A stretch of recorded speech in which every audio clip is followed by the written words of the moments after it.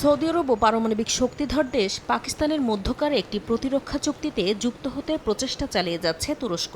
ঘনিষ্ঠ সূত্রের বরাতে স্থানীয় সময় শুক্রবার মার্কিন গণমাধ্যম ব্লুমবার্গের এক প্রতিবেদনে বলা হয়, তুরস্ক, সৌদি আরব ও পাকিস্তানের মধ্যে আলোচনায় অগ্রগতি হয়েছে।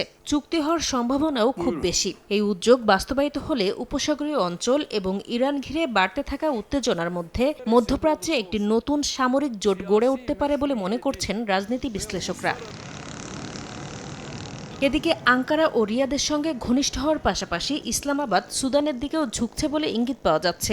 শুক্রবার রয়টার্স জানায়, শিগগিরই সুদানের সেনাবাহিনীর সঙ্গে $150 কোটি অস্ত্র চুক্তি করতে যাচ্ছে পাকিস্তান। সৌদি আরব ও তুরস্কের সমর্থন পাচ্ছে সুদানের সেনাবাহিনী। পাকিস্তানের বিমান বাহিনীর অবসরপ্রাপ্ত এক উচ্চপদস্থ কর্মকর্তার বরাতে গণমাধ্যমটি আরও জানায়, অস্ত্র বিক্রির এই চুক্তিটি প্রায় চূড়ান্ত, যেখানে JF-17 যুদ্ধবিমানও অন্তর্ভুক্ত থাকতে পারে।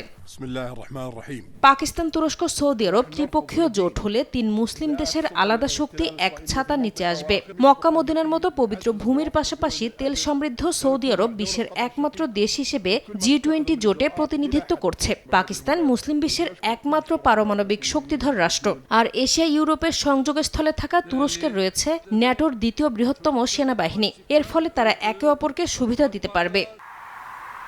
পাকিস্তান ঐতিহাসিকভাবে সৌদি আরব ও তুরস্কের ঘনিষ্ঠ মিত্র হলেও রিয়াদ আঙ্কারা সম্পর্ক সবসময় ভালো ছিল না। বর্তমানে সিরিয়া ও সুদানের সংঘাতে কাছাকাছি এসেছে দুদেশ। বিশ্লেষকরা বলছেন, এই 3 দেশ একত্রিত হলে আঞ্চলিক রাজনীতিতে বড় পরিবর্তন আসতে পারে। এদিকে মধ্যপ্রাচ্যে আঞ্চলিক জোটেও বড় পরিবর্তনের ইঙ্গিত লক্ষণীয়। ইয়েমেনের সংঘাত ঘিরে সংযুক্ত আরব আমিরাত ও সৌদি আরবে দেখা দিয়েছে তীব্র টানাপোড়েন।